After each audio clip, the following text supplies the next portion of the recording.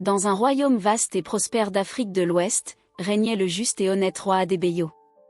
Connu pour sa sagesse et sa compassion, il était aimé de tous ses sujets. Le couronnement d'Adébéyo fut un grand événement, célébré dans tous les coins du royaume avec des danses, de la musique et des fêtes qui duraient des jours entiers. Peu de temps après le couronnement, Adébéyo a tenu une vieille promesse en épousant sa bien-aimée Zuri. Zuri était connue pour sa gentillesse et sa beauté, et leur mariage était attendu avec impatience par tout le monde. Depuis qu'ils étaient jeunes, Adébéyo et Zuri s'étaient promis que, le moment venu, ils s'uniraient par le mariage. Finalement, ce jour était arrivé et le royaume se réjouissait de l'union du nouveau roi et de sa reine. « Mon amour, notre rêve est enfin devenu réalité », a déclaré Adébéyo en tenant les mains de Zuri, la regardant dans les yeux avec un tendre sourire. « Oui, ma chérie, » répondit Zuri, les yeux brillants de bonheur. « J'ai attendu ce moment si longtemps, et maintenant que nous sommes ensemble, j'ai l'impression que rien ne peut nous arrêter. » Adébéyo et Zuri formaient le couple parfait. Zuri, avec sa grâce et son intelligence, s'est rapidement adaptée à ses nouvelles responsabilités de reine. Elle prenait soin des gens avec le même zèle et le même amour avec lesquels elle prenait soin de son mari. Les habitants du royaume la considéraient comme un exemple de gentillesse et de dévouement et la respectaient profondément. Dans les premières années de leur mariage, Adébéyo et Zuri ont été confrontés à une difficulté qui les a profondément secoués, l'incapacité de concevoir un enfant. Bien qu'ils aient tout essayé, le ventre de Zuri est resté stérile. Les semaines se sont transformées en mois et les mois en années, mais la grossesse tant désirée n'a pas eu lieu. « Je sais que c'est dur, mon amour », a déclaré Adébéyo, tenant Zuri alors qu'elle pleurait dans ses bras. « Mais je crois que nous serons bénis le moment venu.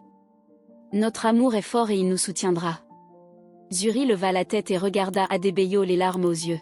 « Je veux tellement te donner un fils, quelqu'un qui poursuivra ton héritage et dirigera ce royaume avec la même justice et la même sagesse que toi. » « Je sais, Zuri, » répondit doucement Adébéyo en lui caressant le visage. « Et cela arrivera. J'ai la foi. » Malgré la tristesse qu'il ressentait, le couple a continué à exercer ses fonctions royales avec dignité et grâce.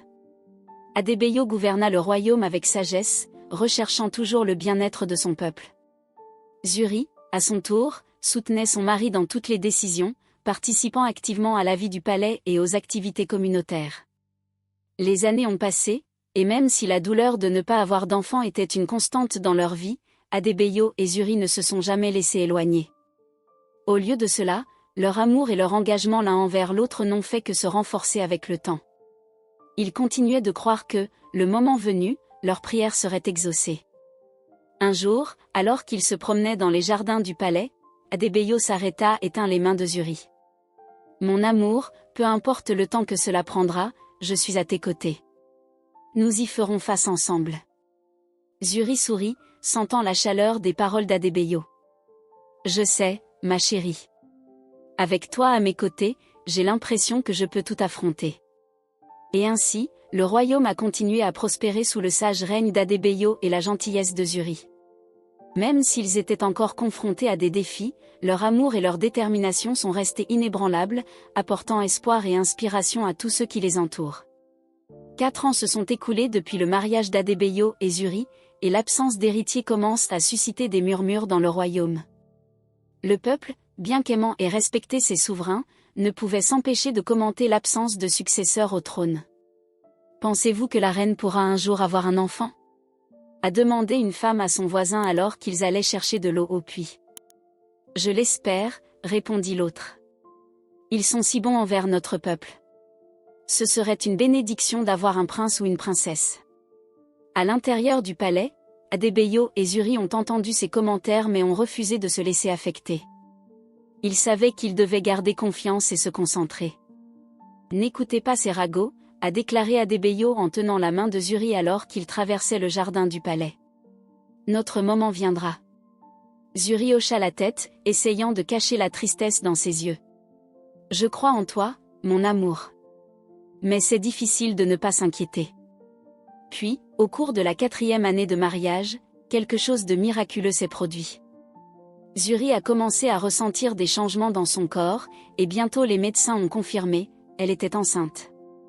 La nouvelle s'est répandue dans tout le royaume comme une traînée de poudre. Les gens ont célébré et la joie dans le palais était palpable. Nous remercions les dieux pour cette bénédiction, a déclaré Adebayo dans un discours au peuple. Ma femme et moi rayonnons de bonheur. Nous demandons à chacun de continuer à nous soutenir avec ses prières et sa bonne énergie. Zuri, à son tour, était entourée de soins et d'affection. Le roi veillait à ce qu'elle n'effectue aucun travail pénible et à ce qu'elle reçoive la meilleure nourriture et les meilleurs soins médicaux disponibles. Zuri, tu ne devrais pas faire de gros efforts, dit Adebayo avec inquiétude lorsqu'il la trouva en train d'essayer d'organiser la crèche. Laissez cela aux domestiques. Votre santé et celle de notre bébé sont les plus importantes en ce moment. Je sais, Adebayo, répondit Zuri en souriant. Mais je veux participer à chaque détail. Notre fils mérite le meilleur. Les mois ont passé et Zuri a continué à rayonner d'impatience de devenir mère. Cependant, à mesure que la grossesse avançait, de nouvelles inquiétudes surgissaient. Les médecins étaient intrigués par la durée prolongée de la grossesse. Le 9e mois arriva, puis le 10e et le 11e, mais le bébé n'était pas encore né. Ce qui se passe ? Zuri a demandé à Adebayo en lui tenant fermement la main. Quelque chose ne va pas. Les médecins disent que le bébé va bien, a répondu Adebayo, essayant de rester calme. Mais nous continuerons à surveiller de près. Fais confiance aux dieux, mon amour.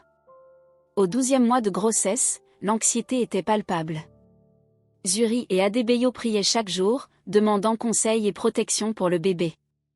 La nuit était calme dans le royaume lorsque Zuri ressentit les premières contractions. Elle a immédiatement appelé Adebayo, sa voix contenant un mélange de douleur et d'excitation. Adebayo. Le bébé arrive. Cria Zuri en se tenant le ventre alors que la douleur augmentait. Adebayo, qui dormait à côté d'elle, s'est réveillé immédiatement, les yeux écarquillés d'inquiétude et d'attente. Je vais appeler la sage-femme tout de suite, dit-il en courant vers la porte. En quelques minutes, la sage-femme, accompagnée de plusieurs aides, était aux côtés de Zuri, préparant tout pour l'accouchement. La douleur était intense, mais Zuri restait fort, tenant fermement la main d'Adebayo tout en murmurant des mots d'encouragement. « Respire, ma chérie », dit Adebayo en caressant doucement le visage de Zuri. « Nous y sommes presque. Tu es si fort. » Les heures passèrent lentement, chacune semblant une éternité. Finalement, après un effort acharné, Zuri a donné naissance à une fille. Mais en voyant l'enfant, tout le monde dans la pièce se tut. Le bébé avait une peau extrêmement blanche et des cheveux blonds, du jamais vu dans le royaume. La sage-femme, appelée Ama, regarda le bébé avec surprise. « Elle est différente, dit Ama, essayant de trouver les mots justes. Mais elle est en bonne santé. » Zuri, malgré son épuisement, sourit en tenant sa fille dans ses bras pour la première fois. « Elle est magnifique, dit Zuri, des larmes de bonheur coulant sur son visage. Adebayo, regarde notre fille. Elle est parfaite. » Adebayo, d'abord surpris, s'est approché et a regardé le bébé. « Elle est spéciale, murmura-t-il. Mais tu as raison, Zuri.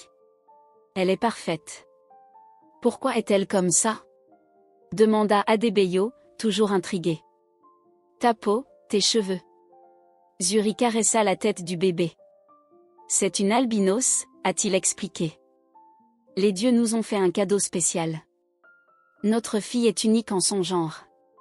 Ama et les autres assistants ont continué à s'occuper de Zuri et du bébé, nettoyant et enveloppant le petit dans une couverture douce.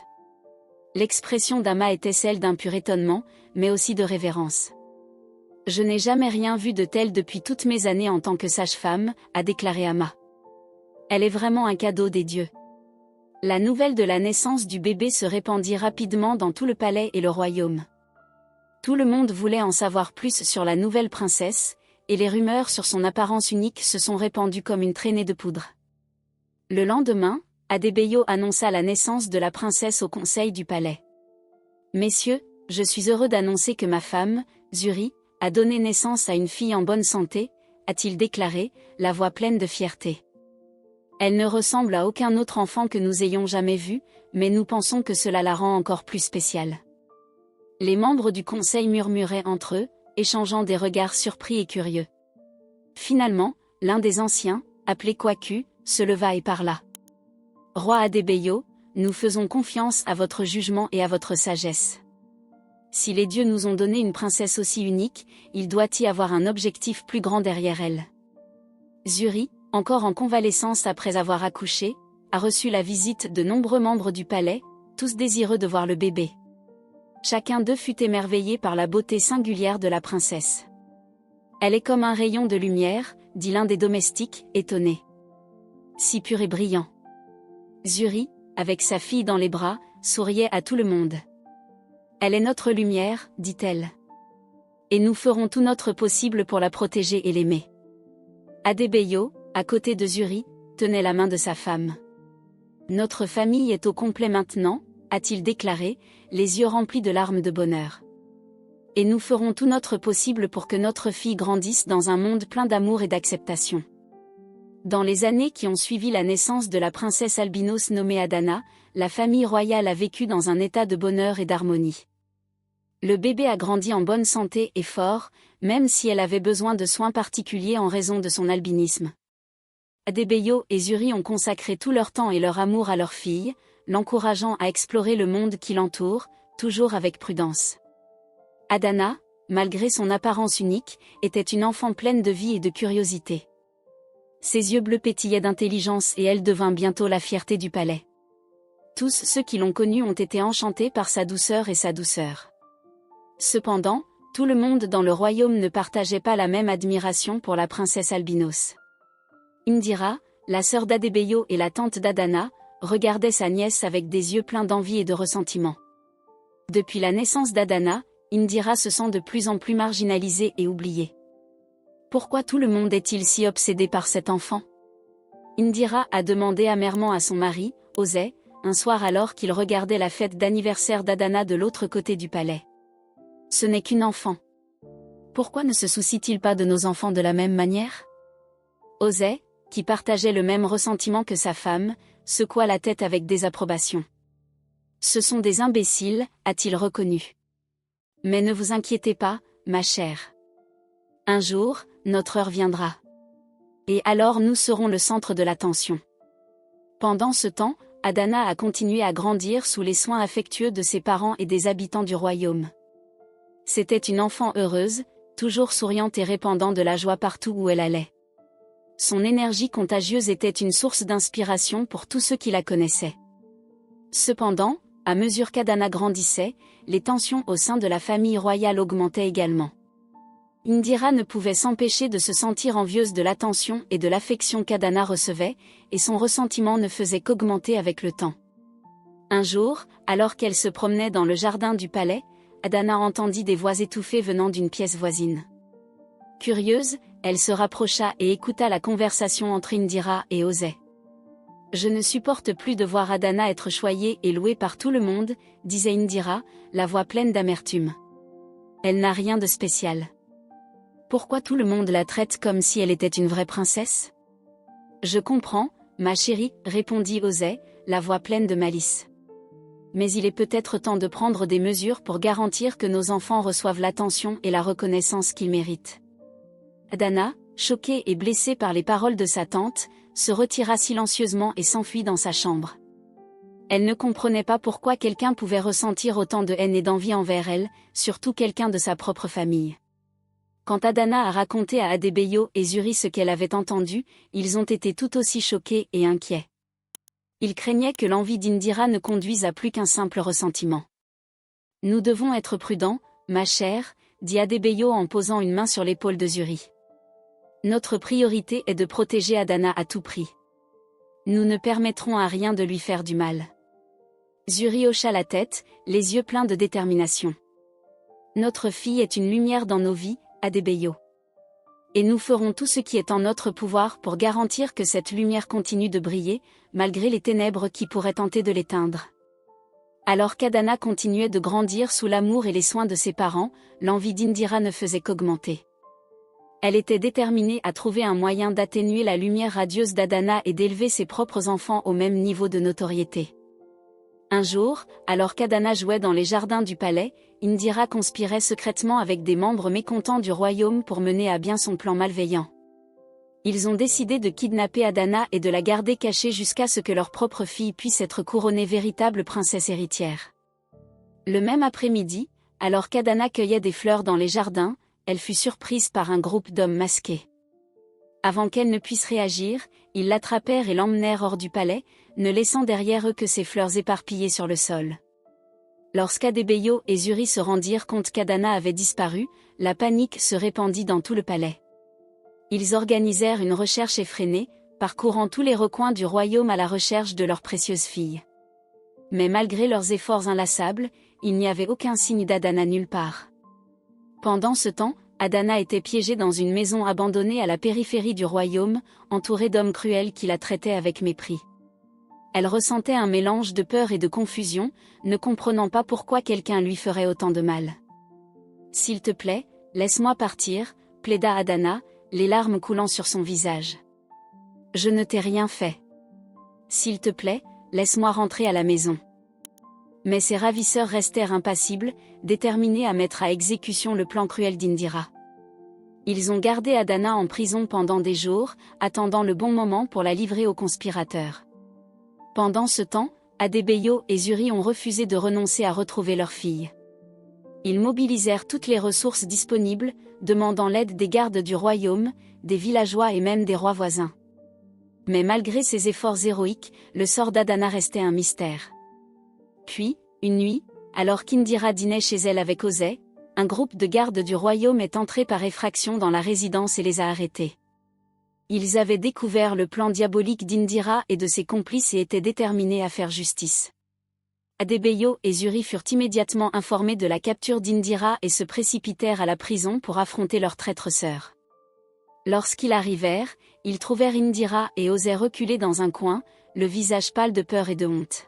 « Où est notre fille, Indira ?» demanda Adebayo, la voix remplie de colère et de douleur.